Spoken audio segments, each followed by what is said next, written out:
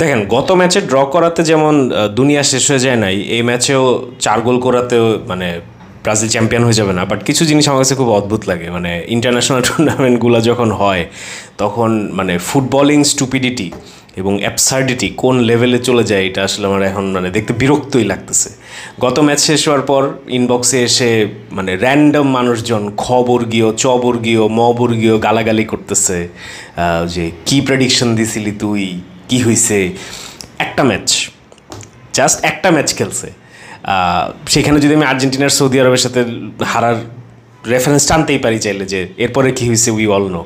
So এই জিনিসগুলো এত স্টুপিড, এত অ্যাবসার্ড। আমি আজকে লাল কার্ডের পোস্ট দিছি, যে সার্কাস্টিক পোস্ট, যে ফাইনালি কোপা আমেরিকা লাল কার্ড খাইছে, মারামারি হচ্ছে, ওই কোপা আমেরিকা ভাইবটা পাচ্ছি। ওইখানে আবার কথা শুরু হয়ে গেছে, ভাই আপনি উরুগুয়ের ম্যাচ নিয়ে কিছু বলেন নাই, এটা নাকি বেস্ট ম্যাচ হিসেবে আমি বলছি। মানে দ্য জেনারেল কমন সেন্স বাংলাদেশে যারা ফুটবল দেখে এত লো, মানে অ্যাবসার্ড। ইন্টারন্যাশনাল কোনো টুর্নামেন্টের কোনো ম্যাচ নিয়ে কথা বলতে এখন বিরক্ত লাগে। খুব অসম্ভব সুন্দর একটা ফুটবল ম্যাচ দেখছি, পজিটিভলি কথা বলতে আসতাম, বাট মানে ফুটবল পেজ রান করতেছি, সো এইসব স্টুপিডিটি আই থিঙ্ক ডিল করতে হবে।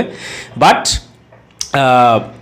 ওভারঅল আমি আসলে যেটা বলবো সেটা হচ্ছে যে অ্যাজ আ ব্রাজিল ফ্যান, যার ফুটবল খেলা দেখার শুরু এই হলুদ নীল জার্সিতে, সেখানে আমার কাছে মনে হয় যে এই খেলাটা আমাকে অনেক বেশি আশাবাদী করে। এবং যেই রিজনগুলো থেকে কারেজিয়াসলি হোক বা স্টুপিডলি হোক, আমি আসলে বলছি যে ব্রাজিল এবার জিতার জন্য ফেভারিট হইতে পারে, সেখান থেকে আমার কাছে মনে হয়েছে কিছু জিনিস ঠিক ছিল, কিছু জিনিস এখনও obviously Brazil is a work in progress team. এখনও এই টিমটার অনেক অনেক জায়গা শুধরানোর আছে, অনেক জায়গা ইমপ্রুভ করার আছে, এই ব্যাপারে কোনো সন্দেহের অবকাশ নাই। অন্যদিকে Argentina is much more of a finished article. Uruguay একটা অন্য রিসার্জেন্সের মধ্যে দিয়ে যাচ্ছে, কলম্বিয়া একটা বিউটিফুল টিম। সব মিলে আমার কাছে এখন মনে হয় the Copa America has finally started and let's talk about it. So এইবার একটা জিনিস আমি সত্যি কথা একদম বলি, আপনারা অ্যাগ্রি নাও করতে পারেন, Euro is a bigger competition than Copa America. At least এই সিজনে, এই এডিশনটা বা এইবার যেই ফর্মে হচ্ছে, এর আগে যদি আমি বলি, ইউরো ইজ আ, আমি বলবো, more difficult competition to win, all variables held constant. কিন্তু এইবার এসে আমার কাছে মনে হচ্ছে যে কোপা আমেরিকার কিছু একটা খেলার কোয়ালিটি বলেন, জৌলুস বলেন, এনগেজমেন্ট বলেন, হাইপ বলেন, আমার কাছে কেন জানি মনে হচ্ছে ইউরো থেকে কিছুটা হইলেও বেটার। আপনি যদি দেখেন কলম্বিয়া যে ধরনের ফুটবল খেলতেছে, ইউরুগুয়াই যে ধরনের ফুটবল খেলতেছে, ব্রাজিল আর্জেন্টিনা কথা বাদ দিয়ে দিলাম, এর বাদেও প্যারাগুয়ে খারাপ টিম না, কস্টারিকা ভালো ফুটবল খেলতেছে, ইউএসএ ভালো ফুটবল খেলছে, কানাডা ফার্স্ট হাফে আর্জেন্টিনাকে ভালো ফাইট দিছে। সো সব মিলায়ে এইবারের কোপা আমেরিকাটা feels very different, feels very লেজেট।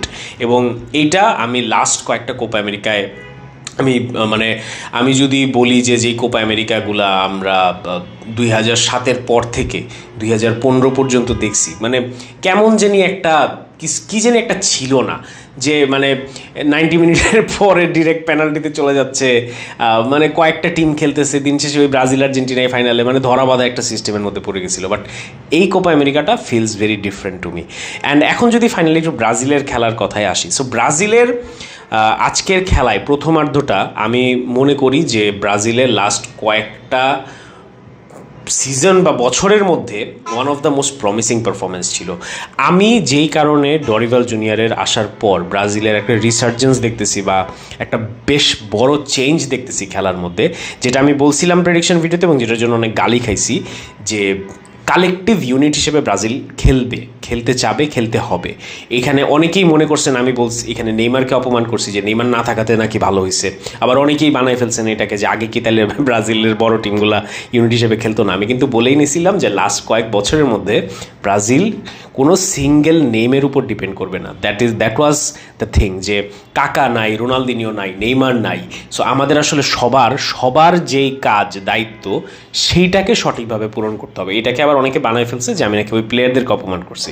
So না, জিনিসটা আসলে এরকম না। ব্যাপারটা হচ্ছে যে যখন ভিনি কত বড় প্লেয়ার আজকে দেখাই দিছে, বাট আমার মনে হয় সেফ টু সে ভিনি এখনও নেইমার, কাকা, রোনালদিনিও স্ট্যাটাসে যায় নাই, এখন পর্যন্ত যায় নাই, হয়তো ইনশাল্লাহ ভবিষ্যতে যাবে।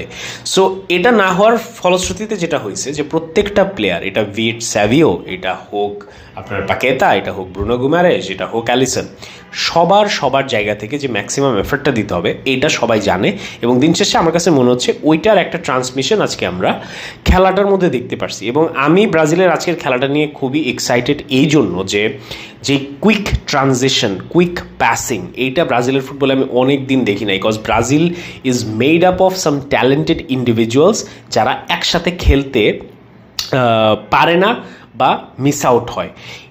এই কুইক পাসিংয়ের ব্যাপারটা ইজ নট জাস্ট মানে দেখতে সুন্দর লাগে এই জিনিসটা না। কুইক পাসিং একটা টিম কখন করতে পারে?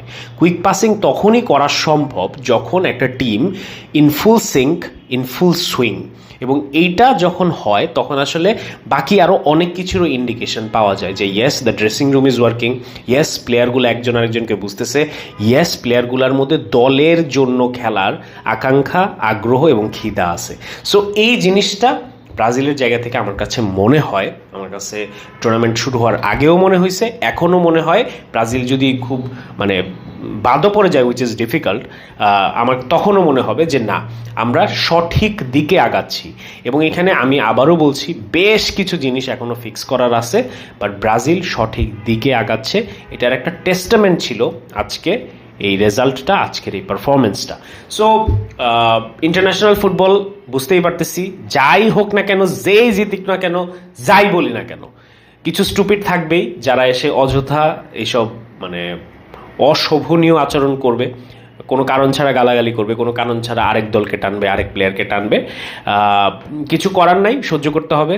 খুব বেশি বিরক্ত লাগলে ব্যান করে দিব, ব্লক করে দিব, এতটুকুই। বাট অনুগ্রহ করে যারা আমার এই টিমটাতে অনেক দিন ধরে আছেন, অনেক বছর ধরে আছেন, এই অযথা জিনিস নিয়ে শুধু সম্পর্কটা নষ্ট করবেন না কাইন্ডলি। এবং যুক্তির সাথে যে কোনো কথা বলুন, কনস্ট্রাকটিভ ক্রিটিসিজম করুন, আমি যথাসাধ্য সবসময় উত্তর দেওয়ার চেষ্টা করবো যতটুকু আমার জ্ঞানে কোলায়। বাট অযথা আসলে মারামারিটা আমরা না করি, খেলাটাকে আমরা এনজয় করার চেষ্টা করি। Thank you so much, and to all my fellow Brazil fans, we are coming back.